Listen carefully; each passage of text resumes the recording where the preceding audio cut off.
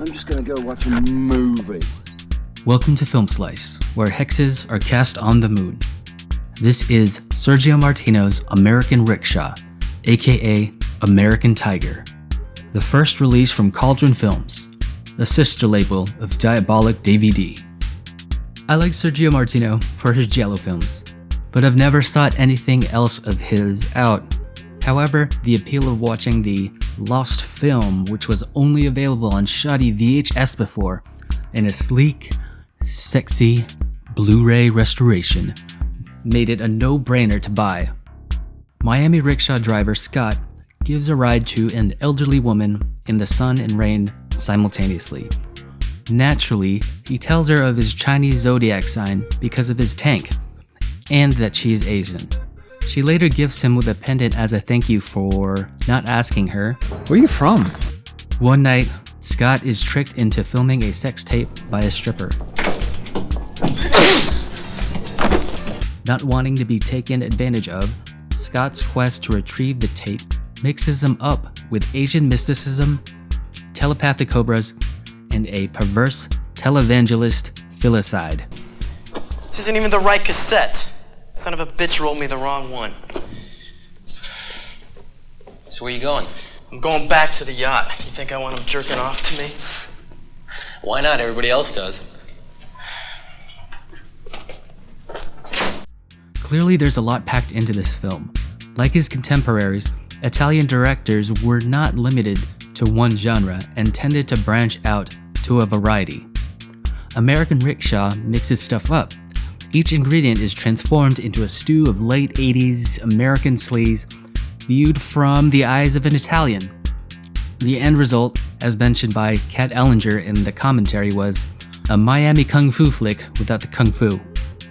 Despite this, Rickshaw manages to grab your attention, especially in the first and third acts. While the poster and synopsis promises something like a second-rate Big Trouble in Little China, every narrative turn is unexpected, and Martino's hyper-realistic interpretation of 80s Miami mostly captures the viewer's attention enough to pull them through its slower middle section towards its memorable finale.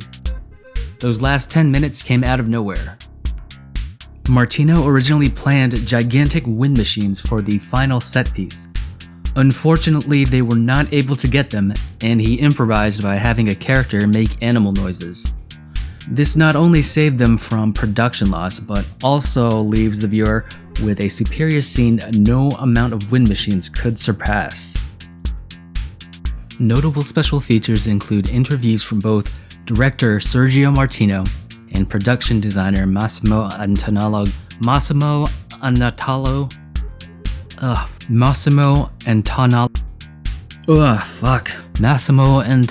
Galang. Feature commentary with Sam Deegan and Kat Ellinger, and a projection booth podcast about the film. They are chock full of information and are enough to tip over someone on the fence to purchase.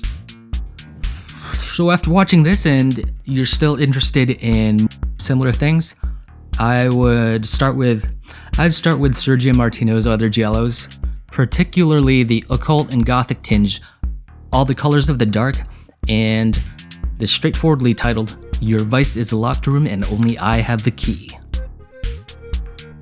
Fans of slashers and a trashier palette will also love the proto-slasher Torso. As for me, I'll be checking out his Terminator ripoff Hands of Steel, and a sex comedy called Creamhorn. Mentioned in the booklet's essay, Ho Meng Hua's Black Magic films also look to be a good recommendation. Finally, those who are looking for more 80s Asian mysticism with actual martial arts, try Ninja 3: The Domination. This has been Oni Pepperoni from Pizza Party Art. Peace. Keep an eye out for you, Stingray. Yeah. See ya.